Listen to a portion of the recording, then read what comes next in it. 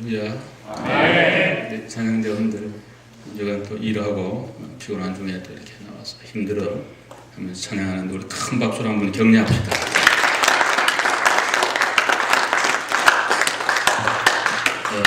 인생의 길은 길다면 길고 짧다면 대단히 짧은 것이 인생의 길입니다. 하루하루를 살다가 보면 어떤 경우에는 굉장히 긴 것처럼 그렇게 느끼는 분들도 없지 않아 있습니다. 특별히 종업원으로 어느 직장에 가서 일하게 될 때 하루가 굉장히 지루할 수가 있습니다. 그러나 지나놓고 보면 한 주간, 한 달, 1년은 순식간에 지나가 버리고 많은 걸 우리가 보게 됩니다. 지금은 한 해를 마무리하는 그런 시점을 맞이했습니다. 시작도 대단히 중요하고 과정도 귀하지만은 마침은 더욱 중요합니다. 어떤 일을 시작하는 거 굉장히 중요하죠. 또 잘하는 거 대단히 어렵습니다. 그러나 마침은 더욱 중요하고 어렵다고 그렇게 생각을 합니다. 오늘 이 본문을 여러분 한번 자세히 보시면 이런 거예요. 대단히 사람들이 살아가면서 힘들어하는 거예요. 특별히 신앙생활에 고통과 괴로움이 대단히 많았습니다. 그래서 신앙을 포기할까, 박해를 견디지 못하고 배교의 길을 갈까, 그냥 편한 길로 하나님 안 믿고 그냥 마음대로 살까, 이런 생각을 초대교인들이 많이 하고 있을 때 하나님께서 히브리서 기자를 통해서 그러지 말고 그까지 믿음으로 잘 살아라. 잠시 잠깐 후면은 재림의 주님이 오신다. 다른 말로 하면 우리 인생은 짧아서 불온히 하나님 앞에 설 터이니 그렇게 너무 힘들어하지 말고 믿음을 포기하지 말고 신앙으로 살아라는 그러한 귀한 격려의 말씀입니다. 오늘부터 우리는 2016년 대림절을 시작을 합니다. 이 대림절 혹은 대강절이라고 하는 것은 2000년 전에 오신 예수님의 그 초림을 기억을 하고 다시 오실 재림의 주님을 대망하는, 기다리는 절기가 대림절입니다. 그러니까 대림절의 중심은 예수 그리스도입니다. 예수님을 바라보는 거죠. 우리 오늘 예배하러 오셨습니다. 사람 보러 온 거 아니고 누구를 만나러 온 거 아니라 하나님 앞에 예배코자 왔는데 여러분과 제 마음이 오직 하나님을 향하여 십자가만 바라볼 수 있는 이런 시간이 되어서 그런 자들에게 예비하신 하나님의 은혜가 이 설교와 예배를 통해서 풍성하게 임하게 되기를 주님의 이름으로 축원합니다. 오늘 이 본문의 서두에 보시면 그 32절에서 34절에 보시면 신앙의 승리를 기억하라는 그런 말씀이 있는데 우리 한번 32절에서 34절 천천히 한번 같이 읽읍시다. 성경을 또박또박 생각을 하면서 읽읍시다. 시작. 전날에 너희가 빛을 받은 후에 고난의 큰 싸움을 견뎌낸 것을 생각하라. 혹은 비방과 반란으로서 사람에게 구경거리가 되고 혹은 이런 형편이 있는 자들과 사귀는 자가 되었으니 너희가 가진 자를 동정하고 너희 소유를 빼앗기는 것도 기쁘게 당한 것은 더 나았고 영구한 소유가 있는 줄 알미라. 아멘. 여기 보면은 신앙생활에 하나님의 큰 빛을 받고 고난의 그 어려운 시기를 견뎌낸 것을 기억하라. 그렇게 오늘 성경은 우리에게 말씀하고 있습니다. 쉽게 말하면 지나온 날들의 큰 신앙의 승리를 기억하면서 오늘의 고통과 괴로움을 잘 견뎌라, 그런 말씀입니다. 우리가 지난 1년을 또 지나온 생애를 이렇게 돌아보면 누구에게나 여러 가지 희노애락이 있었던 것을 우리는 알게 됩니다. 대단히 좋았던 때도 많이 있지만은 또 고통스러운, 공고한, 괴로운 그런 순간들도 우리 인생의 길에는 다 있습니다. 욥기 5장 17절에 보면 인간은 고난을 위하여 났다, 그렇게 말씀을 합니다. 고난이 없기를 바라지만은 인생의 길에는 누구에게나 상처와 아픔과 고난의 순간들이 더 많았던 걸 우리가 보게 됩니다. 나폴레옹 같은 위대한 그러한 군사 이런 승리자도 말하기를 내 일생에는 단 3일 정도만 행복했다, 그런 얘기를 남겼습니다. 그는 많은 전투의 승리를 거두고 했지만 고통과 괴로움이 많았던 그런 생애였음을 스스로 고백하는 겁니다. 오늘 여기 히브리서 기자는 이런 얘기를 하는 거예요. 너희들이 지금 여러 가지 어렵고 힘들고 박해와 고난이 많고 삶에 공고함이 많지만 지난 날들에 큰 빛을 받고 그 많은 고난을 견뎌낸 것을 기억하라. 우리가 큰 빛을 받으면 작은 것은 다 거기에 묻히게 됩니다. 우리 방 안에 옛날에는 다 전등을 켰습니다. 촛불을 켜고 또 등불을 켰습니다. 전기가 들어오면 그 모든 등불은 꺼지게 되어 있습니다. 큰 빛이 오기 때문에 작은 것은 묻히게 되는 거죠. 여기에 큰 빛은 예수 그리스도를 말씀합니다. 예수 그리스도는 세상의 빛으로 오셨습니다. 아멘. 그래서 모든 사람들의 어두운 마음을 다 밝혀주시고 그리고 인간의 죄악을 다 씻어주시고 아멘. 오늘 여러분과 저에게 큰 빛으로 소망으로 주님은 우리 가운데 오신 것입니다. 아멘. 여러분이 예수를 처음 믿을 때 그 처음에 정말 주님의 은혜를 깨닫고 감격했던 순간들이 누구에게나 있을 것입니다. 눈물을 흘리며 하나님의 은혜를 감사하고 고맙게 여기고 내 일생에 주님만 모시고 살리라 이런 각오와 결심을 갖고 그 복받쳤던 감격의 순간이 있었을 거예요. 아멘. 큰 하나님의 은혜를 생각하면은 작은 모든 것들은 다 넘어왔던 그 아름다운 신앙의 승리의 추억을 기억하라는 거예요. 1년을 지나온 생애를 돌아보면서 힘들었던 거, 어려웠던 거, 고생했던 거, 상처받았던 거 아주 이런 마음을 여러분이 자꾸 기억을 한다면 우리 신앙생활에 기쁨도 행복도 전진도 없습니다. 예수 믿는 성도는 잘 잊어버리는 사람들이에요. 오늘 하나님은 저와 여러분의 모든 죄를 기억도 하지 않는다 그래서 동이 서에서 먼 것처럼 다 던져주시고 죄악을 십자가의 볼로 씻으시고 저와 여러분을 볼 때마다 사랑스러운 하나님의 자녀로 보고 있는 줄로 믿습니다. 그러므로 모든 그리스도인들은 지난 날들의 승리만을 기억해요. 우리는 승리자예요. 한번 아멘 합시다. 우리는 패배자가 아니에요. 예수를 믿고 하나님의 자녀가 되어 영원한 하나님의 자녀가 된 대단한 승리자인 것입니다. 이 사실을 기억하라는 그런 말씀입니다. 어떤 분들은 지난 날들에 힘들고 어려웠던 것만 자꾸 생각하는 분이 있습니다. 이분들은 마치 바다에 배를 띄우면서 부둣가에서 헛줄을 풀지 않고 항해하려고 하는 것과 같습니다.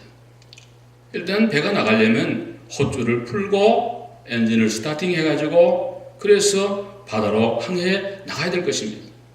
우리는 지난 날들의 모든 죄악과 아픔과 상처로부터 예수의 십자가 보혈로 씻음받고 해방받은 하나님의 영원한 자유인 그리고 영원한 하나님의 해방된 아들과 딸이 된 줄로 믿습니다. 그러므로 오늘 여기 히브리서 기자는 말합니다.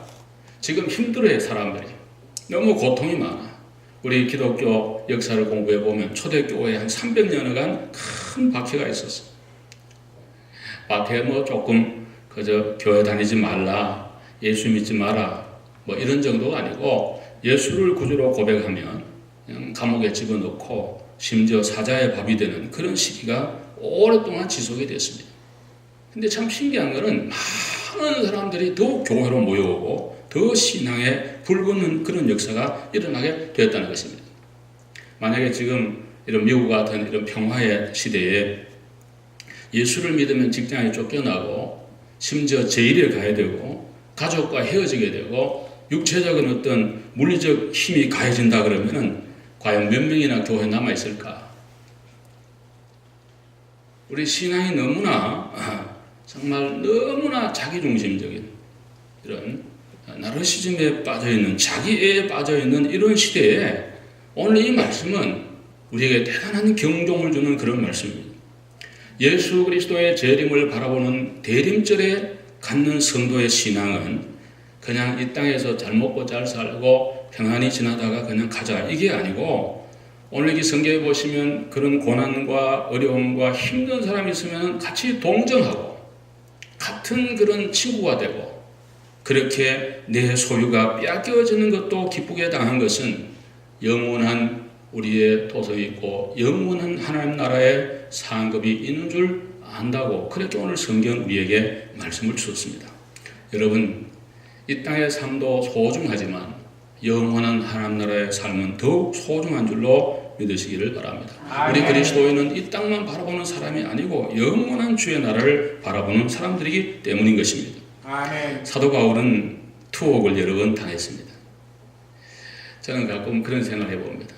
사도 바울은 예수를 믿고 오늘의 가치관으로 보면 팔자를 망친 사람입니다. 예수를 안 믿었으면 바울은 대단한 부와 명예와 권세와 세상의 모든 향락을 누릴 수 있었던 위치가 된 사람이 바울이었습니다. 좋은 가문이지요. 공부 많이 했지요. 똑똑하지요. 부족한 게 뭐가 있겠습니까? 로마의 시민권까지 가졌고 당당한 사회인이요 지성인이요 최고의 권위자예요. 근데 담메색에서 예수를 믿고 하나님의 종이 되고 복음을 전하면서 그는 수없는 고난과 고통에 빠지게 된 거예요. 여러분, 예수를 믿으면 건강하고 잘 된다. 물론 성경에 그렇게 말씀합니다. 또 특별한 경우는 사도 바울처럼 그렇게 될 수도 있습니다. 우리 모두 원치 않지만 그럴 수도 있어요. 하나님의 큰 뜻이에요. 그런 걸 통해서 결국은 세계의 복음화가 되고 교회가 세워지고 성경이 쓰여지고 하나님의 큰 역사를 이루고 오고 오는 많은 기독교인들이 고난을 당할 때마다 바울과 그의 행적을 생각을 하면서 고난을 이길 수 있도록 그런 타산지석이 되도록 하나님은 그를 사용해 주신 거예요. 바울이 옥에 갇혀 있는데 다 도망간 거예요. 사람 인심이 그렇지 않겠습니까? 지금 한국 상황이나 이런 거 보면은 사람이 잘 나가고 그럴 때 모여들지만은 코너에 몰리면은 전부 배신합니다. 다 돌아섭니다. 지 살려고. 그 인심이에요. 사도 바울 시대도 그런 거예요. 아무도 바울 사도를 방문해 오는 사람도 없었습니다. 그런데 디모데후서 1장 16절에 보시면 오네시보로라는 사람이 하나 있었는데 이 사람은 로마에 있는 사도 바울의 감옥을 여러 차례 찾아와 격려해주고 그에게 여러 가지 호의를 베풀었다고 바울이 너무 고마워서 성경에까지 기록을 하면서 그에게 복을 내려 주실 것을 말씀하고 있습니다. 지금은 감옥에 가면은 안 가봐서 모르는데 여러분 다 안 가봤을 거고 가면 안 됩니다. 그런데 가면은 우리 세금으로 다 먹여줍니다. 입혀주고 먹여주고 다 해줍니다. 한국의 어떤 경우에 보면은 독방에 무슨 텔레비도 있고 신문 다 넣어주고 수세식 화장실에 삼시세끼 밥 주고 이 세상에 그런 때가 가만히 앉아 책이나 보고 있다가 나와서 몇 년 지나면 또 그동안 모아놓은 돈으로 잘 먹고 잘 살 텐데 그런 생각하면 화가 올라오는데 옛날에 이 감옥은 그런 게 아니고 밖에서 넣어주지 않으면 살아갈 수가 없어요. 그래서 사도 바울이 그런 말을 하잖아요. 디모데 보고 네가 올 때에 그 겉옷을 좀 가져와라. 옷을 제공을 안 해주니까 옷이 필요했던 거예요. 그러니까 사도 바울이 굶고 배고프고 할 때 오네시보로는 자꾸 찾아가서 먹을 것도 넣어주고 이렇게 하면서 갇힌 자를 동정한 것에 대하여 굉장한 고마움을 우리에게 말씀하고 있는데 오늘 이 성경 보십시다. 34절에 너희가 갇힌 자를 동정하고 너희 소유를 빼앗기는 것도 기쁘게 당한 것은 더 나았고 영구한 소유가 있는 줄 알미라. 아멘. 이 믿음이 있어야 주님의 자녀로서 신앙을 지키고 살아갈 수가 있다는 거죠. 정말 예수를 믿고 하나님의 자녀가 되고 믿음이 있는가 없는가는 고난이 와봐야 합니다. 평소에는 몰라요. 정말 고난이 있고 어려움이 있을 때에도 끝까지 예수를 믿는 사람은 그 사람 참 믿음의 성도예요. 우리 앞에 모든 성도는 그렇게 되시기를 주의 이름으로 축복합니다. 잘해줘도 하나님 감사합니다. 그러고 조금 어려워도 모든 거 합력하여 선을 이루어 줄 줄로 믿고 감사가 있는 그런 삶이 되어야 될 줄로 믿습니다.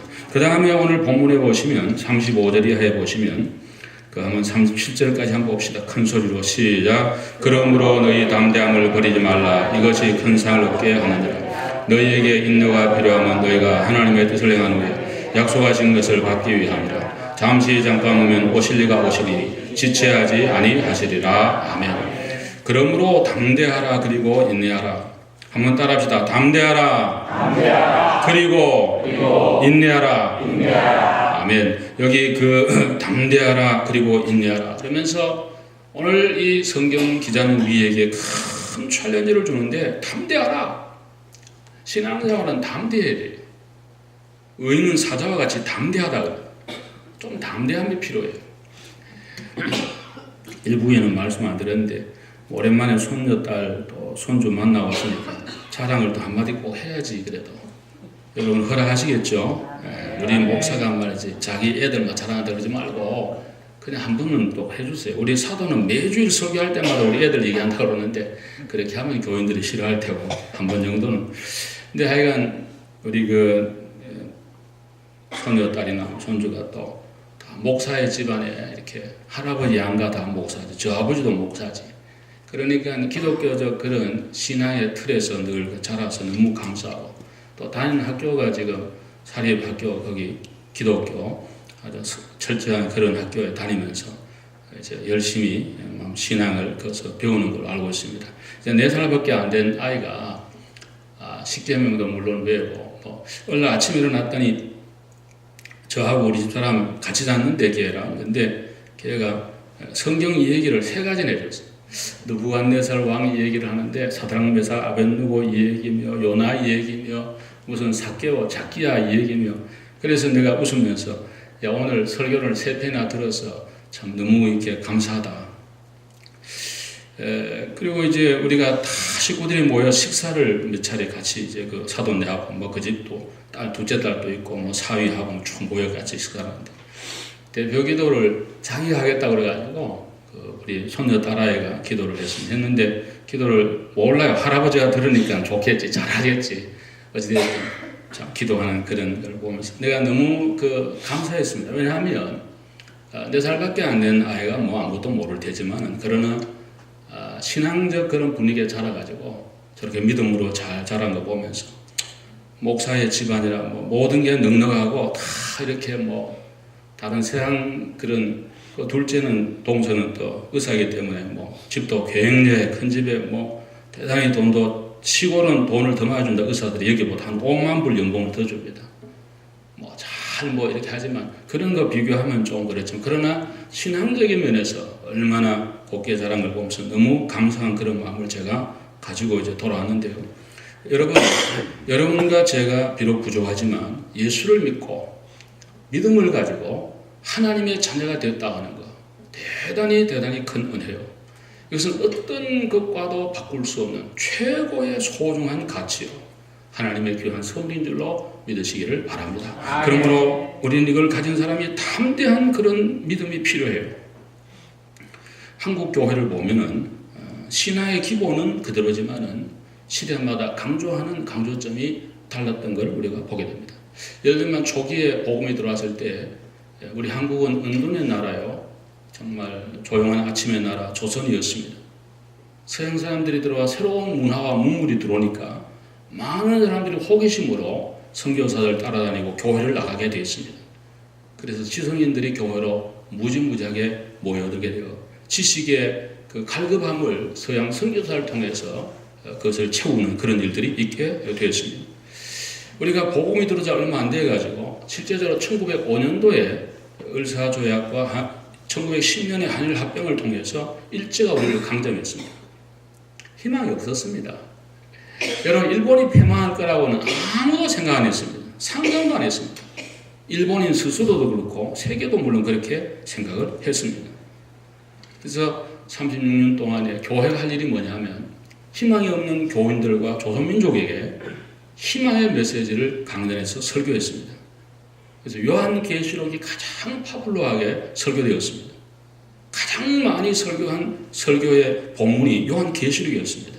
왜냐하면 하늘나라에 대한 소망과 하나님의 은혜 그리고 바벨로니아의 멸망을 통한 대리만족 일본이 저렇게 망할 거다 이런 걸로 인하여 한국교회에 큰 소망의 메시지를 주게 되었습니다. 그리고 이제 해방이 되었는데 유교 문화와 기독교가 이렇게 많이 좀 접합이 되면서 굉장히 딱딱한 그런 교회 모습을 갖게 되었습니다.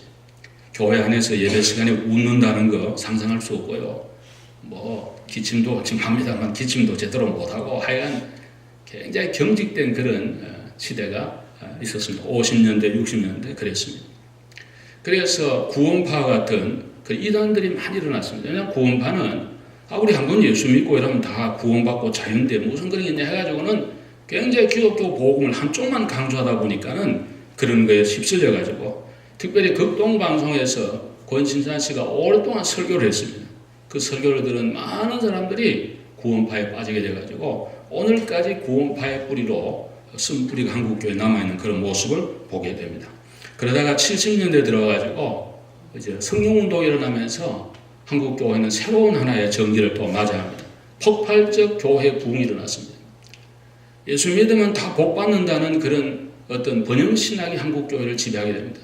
그래서 많은 사람들이 교회를 몰라요. 가난하고 힘들고 어려우니까 예수 믿고 성령 받고 무조건 복 받고 잘 된다 이런 걸로 해서 교회는 많이 부흥이 되었으나 실제적 성경적 진실한 크리스찬은 만들어내지를 많이 못한 그런 어려움이 있었습니다.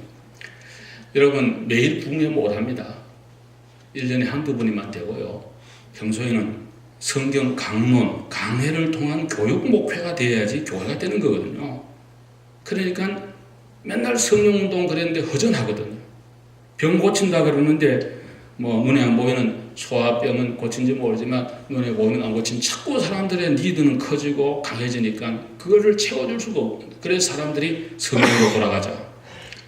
우리가 종교개혁 500주 내야 되는데 제가 이미 내년도 우리 1년 주제도 적어서 그랬는데 성경으로 돌아가자는 그런 운동이 일어나게 됐습니다. 성경 공부가 이제 한국교회에 막 한 거예요. 그러니까 제자훈련. 하여간 한국 분들은 성질도 급하고 유행도 빠르고 해서 이런 것도 얼마나 잘 지나간지 몰라. 그러다가 이제는 셀 그룹이 막 좋다. 다락방 그러고 막 했는데 그것도 다 지나갔습니다.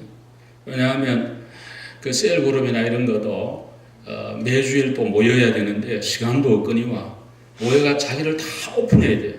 내 속에 있는 뭐 마음 이런 생각을 합니다. 지난 주간에 어땠는데 나 이랬습니다. 참 해야 되는데 남 모르는 사람 만나가지고 그 하는 거 굉장히 어렵고 우리 사돈 목사님 얘기 들어보면 오늘 그런 거 하면 주일도 되기 전에 온 교회 소문이 다 난대요. 그러니까 우리 사돈 교회는 좀 큰 교회인데요. 그러나 뭐 사람이 많으니까 더 그런지 몰라도 하여간 뭐 그런 시기라요. 다 지나갔어요. 지금은 every day 크리스천 라이프로 사는 것이 중요하다. 지금 매일 그리스도인으로 살아가는 것이 중요하다는 그런 새로운 강조점이 있는 시대를 맞이하게 됐습니다. 여러분, 신앙생활은 예배당 문을 나서는 순간부터 시작입니다. 믿으시면 아멘 합시다. 아멘. 여러분 가족들과 친구들과 직장과 사업터에서 기독교인의 빛과 소금이 되는 것이에요. 신앙생활은 교회에서 하는 게 아니에요. 교회에서는 하나님께 예배하고 은혜를 받는 것이에요. 그래서 에브리데이 크리스찬으로 살아가려면 예배를 잘 드려야 돼요. 아멘. 할렐루야. 아멘. 예배를 집중하고 말씀을 듣고 은혜를 받고 그 은혜를 가지고 한 주간을 여러분이 열심히 성경 읽고 또 기도하고 시간 되면 수요일도 나오고 새벽기도 나오면서 내 신앙의 차지를 받으면서 살아가도록 그렇게 하는 거예요. 그러면서 우리 마음에 담대함을 가지게 되는 것입니다. 여러분 전도하는 것 어떤 분은 부끄러운 분이 있어요. 예수 믿으세요 이런 것도 한번 못 해봐요. 부끄러워서.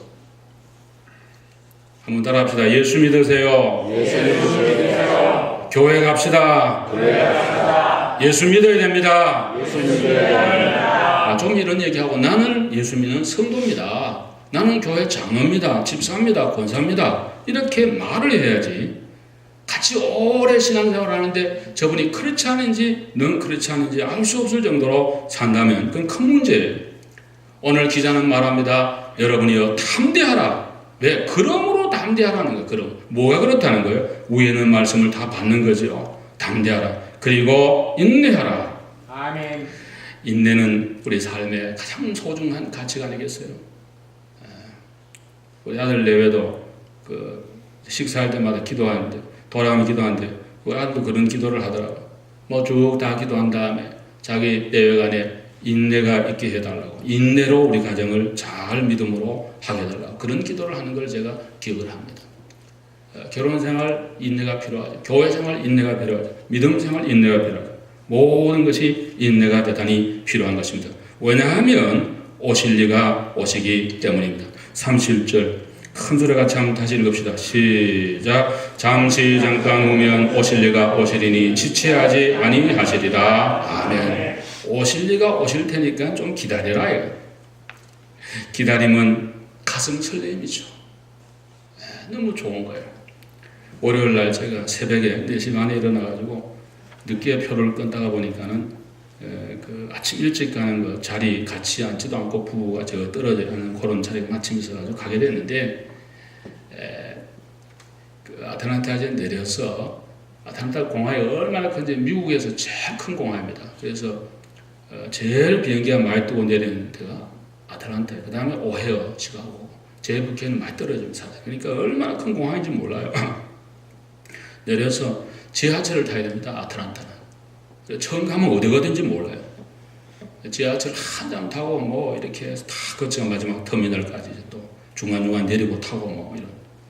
그래서 짐을 하나 붙였기 때문에 이제 그 찾아서 이제 뭐 아들 와서 뭐 만나겠다 생각을 했는데 애들이 다 파킹을 하고 미리 와가지고 아버지 어머니가 온다고 아들이 손녀들 데리고 딱 들어와가지고 짐 찾는 거기에 딱 해서 그 옆에 벤치에 앉아있었던 모양 우리는 몰랐죠. 그래서 짐을 찾으러 들번 들어가는데 아빠 그러고 하비 그러면서 손녀딸이 쫓아오는데 얼마나 반가웠는지 오랜만에 회우를 하면서 즐거운 그런 장면이 되었습니다. 애들은 우리들이 간다고 단장을 하고 아침 일찍 일어나서 자는 아이를 깨워가지고 공항에 나와 우리를 맞이해 준 거죠. 얼마나 설레었을까. 우리도 마찬가지고 기다림은 좋은 거예요. 오늘 예수 그리스도를 기다리는 대림 주간이에요. 우리는 오실 주님을 기다려야 돼요. 아멘. 기다리다 만나면 반가워요. 아무런 기다림 없이 갑자기 뭐 오다가다 만나는 거하고 기다리고 준비하고 있다가 오시는 주님을 만나는 것은 다른 거예요.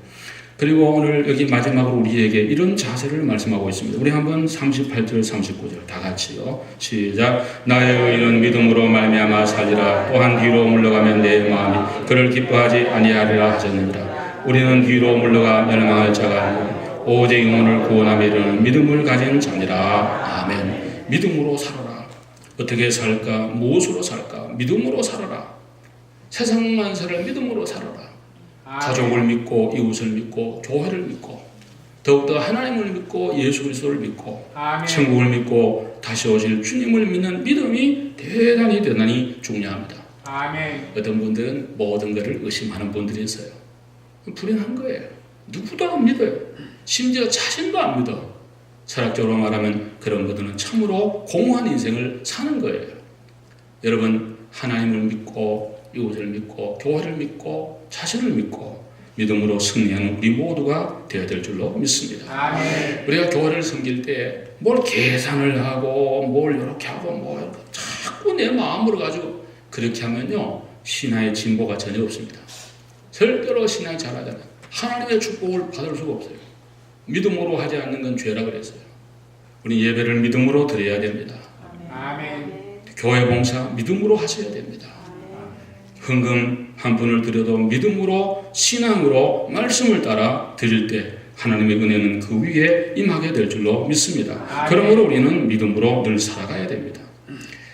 서울에 가시면 동순동이라는 데 있죠. 동순동 좋은 그 동네입니다. 해화동 그쪽으로 다 좋은 데인데 동순교회에 김건철 장로님이라는 분이 계십니다. 원래 그 미수를 맞이했습니다. 88세를 쌀미자를 써가지고 우리가 미수라 그러잖아요. 그리고 회원을 맞이했습니다. 결혼한 지 60주년이 된 거예요. 그 장로님 간증입니다. 자기는 이부에서 혈혈단신으로 남아온 그런 분입니다. 가진 것이라고는 하나님 믿는 신앙과 성경책 한 권이었습니다. 아무것도 없는 그냥 내려온 거예요. 남한에 내려와가지고 하나님 말씀 붙들고 하나님 나는 아무것도 없어요. 하나님이 내게 복을 주셔야 됩니다. 그리고 열심히 성경대로 산 거예요. 축복을 많이 내려왔어요. 그래서 뭐 한국 정부에 주는 상 무슨 모란장이니 뭐 동백장 이런 것도 2개나 받으시고 또 다른 나라에서 또 받으시고 큰 기업의 재벌의 회장이 되었습니다. 그의 고백이 최근에 미수연을 엠버서드 호텔에서 하면서 총회장 목사님 모시고 정경 여러 총회장들 여러분들 모시고 큰 잔치를 당회장 목사님 모시고 베풀었는데 그의 간증입니다.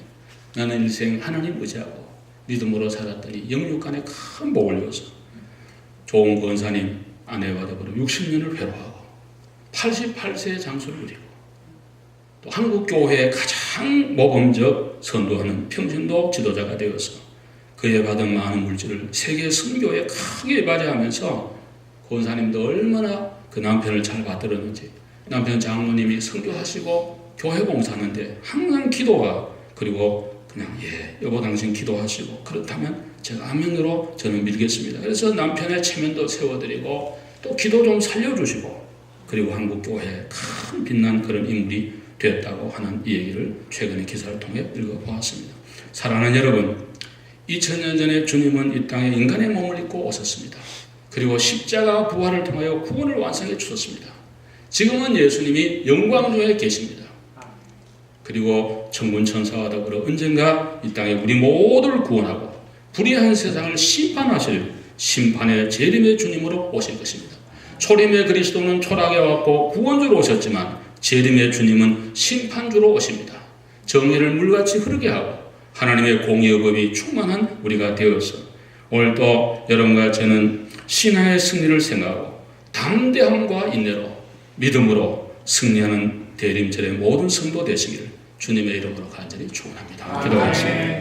사랑하는 주님 감사합니다. 오늘 주신 말씀을 따라 이 대림절에 우리 모두 뒤로 물러가 침륜에 빠진 자가 아니고 영혼을 구원함에 이르는 믿음을 가진 자라고 해사오니 믿음으로 이 기간을 지나게 해주시고 담대함과 인내가 있게 해주시고 지난 날들의 신앙의 승리를 생각하며 날마다 승리하는 모든 성도 되도록 큰 은혜를 우리 가운데 베풀어 주시옵소서.